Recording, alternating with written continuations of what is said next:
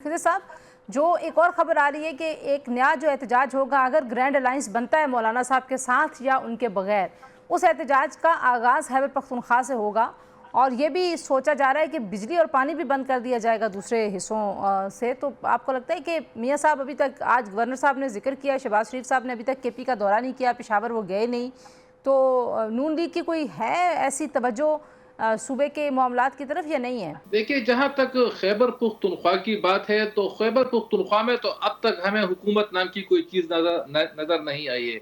यहाँ पर तो हम जब सुबह उठते हैं तो शाम तक इनके बस यही होते हैं कि आपस में इख्तिलाफात शुरू है। कभी वज़ीर-ए-आला कहते हैं कि हम इस्लामाबाद पर के तरफ दोबारा मार्च करेंगे, कभी इनके सूबाई सदूर की जानिब से बयानात आ रहे हैं, कभी इनके वज़रा कह रहे हैं कि हम अडियाला जेल के बाहर असेंबली का इजलास बुलाएंगे। कभी तो उनके जिनके जो उल्टे-पुल्टे बयानात हैं तो उनकी हमें अभी तक इनकी सियासत की समझ नहीं आई है। लेकिन हकीकत ये है कि इनको सियासत की अलिफ बे तक नहीं आती है।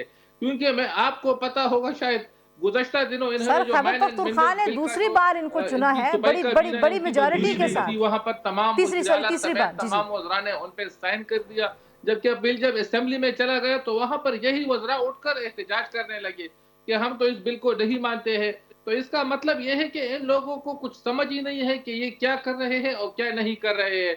क्योंकि अगर असेंबली में इनको एहतजाज करना था तो फिर काबीना में उन्होंने उस बिल को क्यों पास करवाया?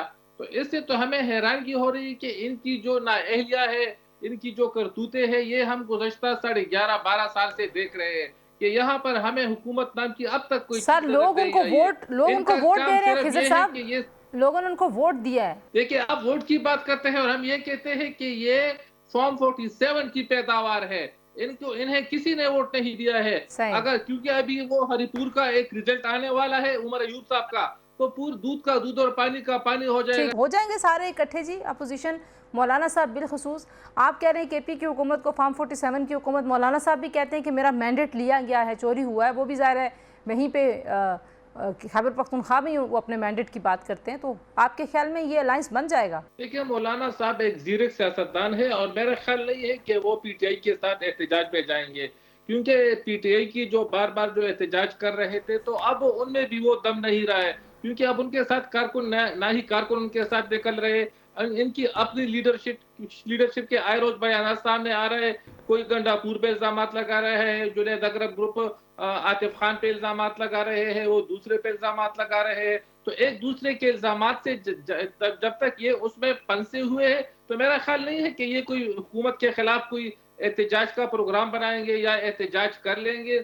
और मैं आपको ये तंजीला बताता चलूँ कि खैबर पख्तूनख्वा की जो हुकूमत है, तो वो अब उस काबिल है ही नहीं कि इसके साथ अवाम निकल आ जाए। क्योंकि इन्होंने इस यहाँ के अवाम को कुछ दिया ही नहीं है, ना ही इन्होंने यहाँ के अवाम को कुछ रिलीफ दिया है। यहाँ पर तो सिर्फ वो अफ़गानी थे जो इनके साथ जलसो-जुलूस में जाया करते थे, अब तो वो भी बाहर चले गए हैं और जो गैर कानूनी यहाँ पर अब मुकीम है तो वो अपने घरों में महबूस होकर रह चुके हैं। तो इनके साथ फिर आप अब कह रहे हैं एहतजाज में जाने कि वाला ठीक कोई आवाम नहीं है। नहीं होगी और ना इंतजार। ही मैं आपको ये ऑन द रिकॉर्ड बता रहा हूँ, पूरी कौम हमें देख रही है, सुन रही है कि ये लोग एहतजाज करेंगे भी नहीं, ये सिर्फ धमकियाँ दे रहे हैं।